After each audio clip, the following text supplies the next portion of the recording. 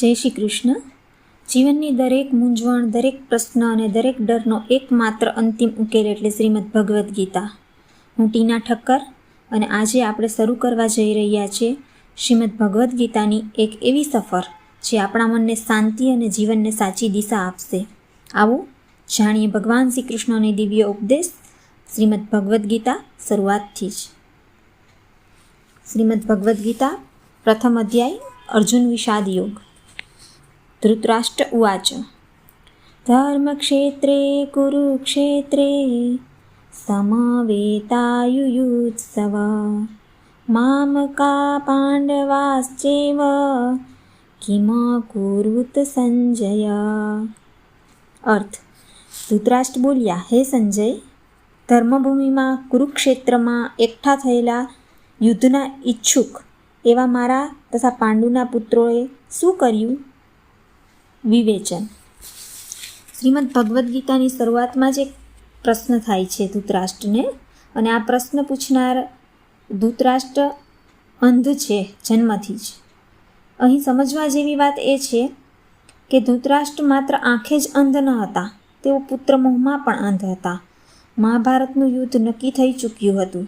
બંને પક્ષની સેનાઓ કુરુક્ષેત્રના મેદાનમાં સામસામે ઊભી હતી, પણ ધૃતરાષ્ટ્રના મનમાં એક બહુ મોટો ડર હતો.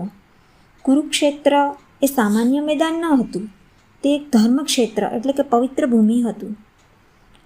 ધૃતરાષ્ટ્રને એવો ડર હતો કે આ પવિત્ર ભૂમિના પ્રભાવથી અને પ્રતાપથી ક્યાંક તેમના પુત્રો એટલે કે કૌરવોનું મન બદલાઈ તો નહીં જાય ને, ક્યાંક તેઓ પાંડવો સાથે સંધિ તો નહીં કરી લે ને.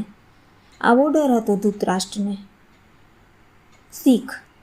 આ શ્લોક આપણને શીખવે છે કે જ્યારે માણસના મનમાં મોહ અને સ્વાર્થ વધી જાય છે ને, ત્યારે તે પોતાના અને પારકાના ભેદમાં અટવાઈ જાય છે. બરાબર એવી જ રીતે જન્મથી અંધ એવા ધૃતરાષ્ટ્ર પાંડવોને પોતાના નહોતા ગણતા. એ પાંડવોને પાંડુ પુત્રો અને પોતાના પુત્રો કૌરવોને જ પોતાના ગણતા હતા. એટલે પોતાના અને પારકાનો ભેદ એ ધૃતરાષ્ટ્રને મોહમાં અંધ બનાવતો હતો. આપણા જીવનમાં પણ રોજ આવું જ એક કુરુક્ષેત્ર ચાલતું હોય છે, એટલે કે આપણા વિચારોનું યુદ્ધ. આપણા વિચારોમાં પણ એક યુદ્ધ ચાલતું હોય છે, જે સતત ચાલતું હોય છે, જ્યાં ધર્મ અને અધર્મ સામસામે લડે છે. અને આ યુદ્ધમાં જીતવા માટે જ આપણે શ્રીમદ ભગવદ્ ગીતાના જ્ઞાનની જરૂર છે. અને શ્રીમદ ભગવદ્ ગીતાનું જ્ઞાન એટલે સાક્ષાત ભગવાન શ્રી કૃષ્ણની વાણી. આ દિવ્ય વાણીના પહેલા શ્લોક સાથે આપ સૌને જય શ્રી કૃષ્ણ. બીજો શ્લોક હવે પછીના ટ્રેકમાં.